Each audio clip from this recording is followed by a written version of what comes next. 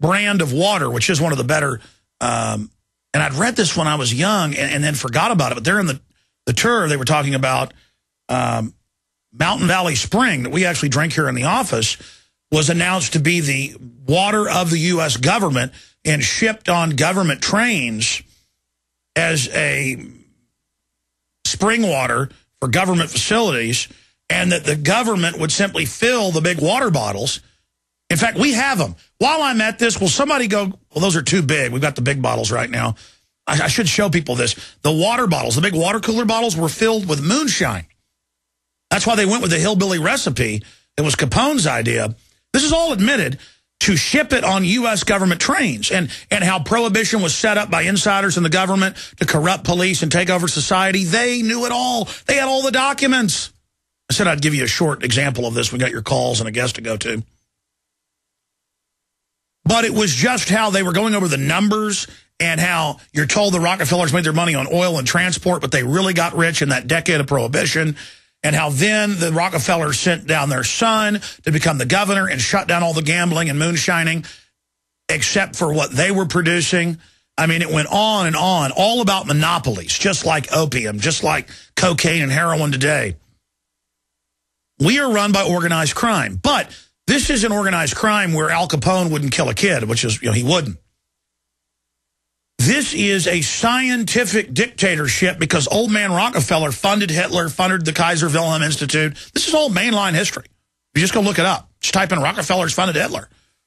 And they were obsessed with eugenics. They had their scientists discover the cancer viruses, how to put them in the shots. We're going to show this tonight on TV, on Infowars Nightly News.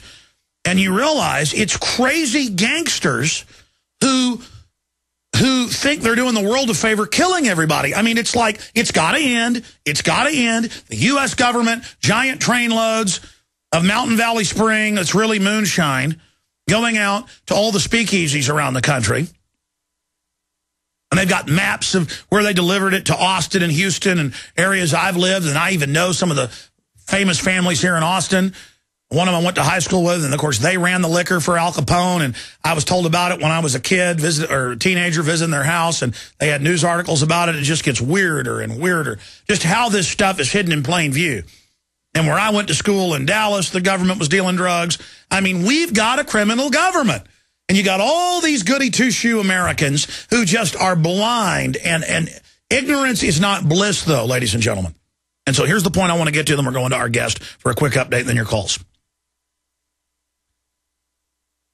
When corruption gets to this point, and the corrupt never get caught, never get busted, never get in trouble, they start thinking they're invincible and bulletproof. They start recruiting more criminals in, and they never want to report on any of the other criminals because that might be bad for their operation, and then the whole system collapses. And we have reached this point. We have reached this point. You know, you wonder why the Roman emperors were always so crazy. Most of them had syphilis, which is basically the equivalent of a microscopic worm that starts eating your brain. You wonder why so many of the British royalty were crazy. Most of them had syphilis. They were having sex with hundreds of women. There was no cure for it.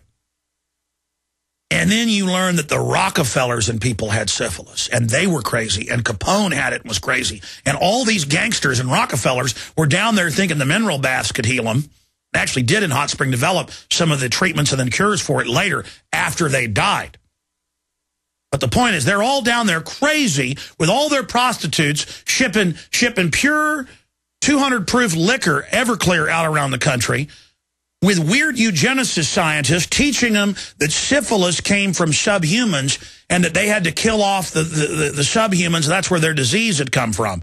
Crazy men. This whole system comes out of the minds of multi-billionaires, and I'm talking 80 years ago, multi-billionaires who were crazy with syphilis. Of course it's totally insane. And they set the foundations up and everything in motion that's running everything today on autopilot, and they're crazy with syphilis.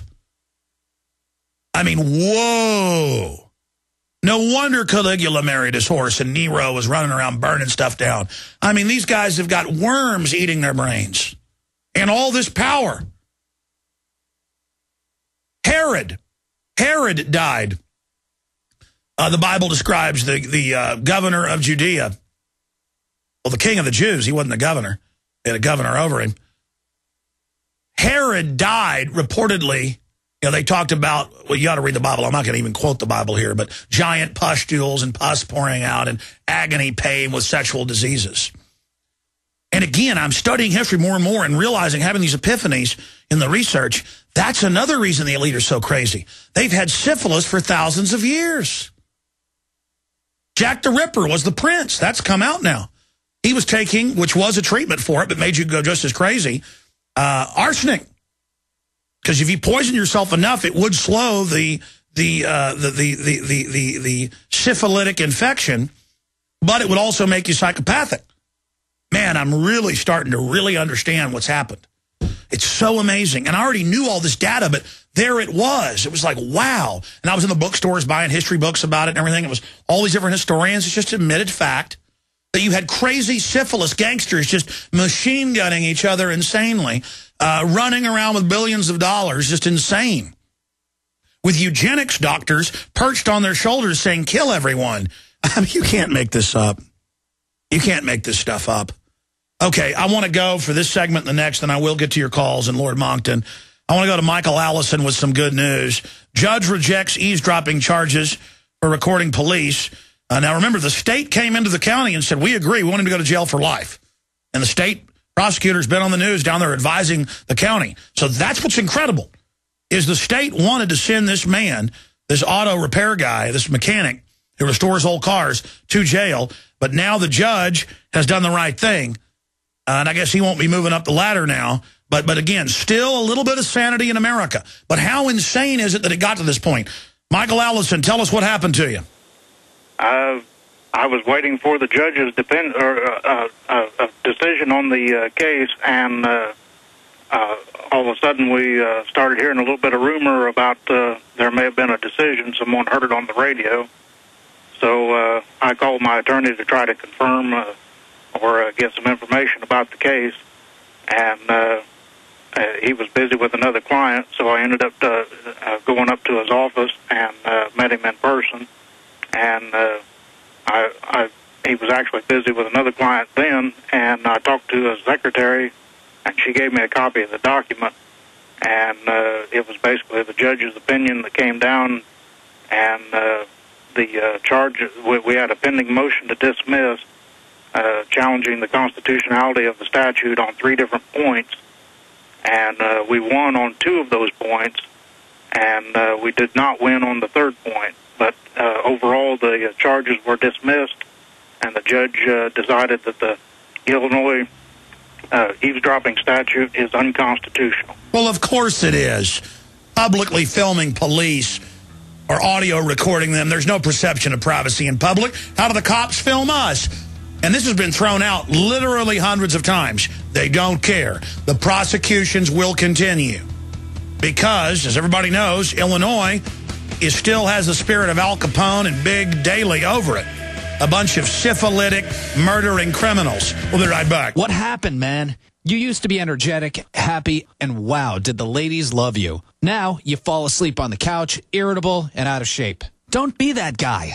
Call now for a risk-free trial of Ageless Male, a natural supplement shown to raise testosterone by 61% and maintain healthy, normal levels. No injections, no appointments. With healthy testosterone levels, you can feel that energy again, that great outlook again, and yes, even a healthy sex drive. Right now, you can try Ageless Male risk-free. There's nothing to lose, guys. If you're a man who's noticed changes in your body, your mood, your sex life, call now for a risk-free trial of Ageless Male. Be the guy you used to be. Just call 1-800-497-8345. Don't wait another day. Just call 1-800-497-8345. That's 1-800-497-8345. Smokers, are you still smoking traditional cigarettes? Are you still smelling up your clothes and car interior, staining your teeth, and getting ashes everywhere? Why? When you could be smoking or vaping with e-cigarettes by LeSig.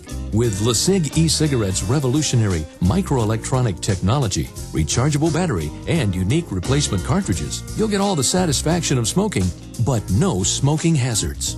Choose from a wide variety of our new American-made Vaporite e-liquid flavors at LeSig.com, spelled Lecig.com, or call 870-518-4307. That's 870-518-4307. LeSig e-cigarettes for today's modern smoker. Warning, e-cigs may contain nicotine, an addictive substance known to the state of California to cause birth defects or cancer. Please be aware of the risks associated with e-cigs prior to use. You must be 18 years or older to purchase.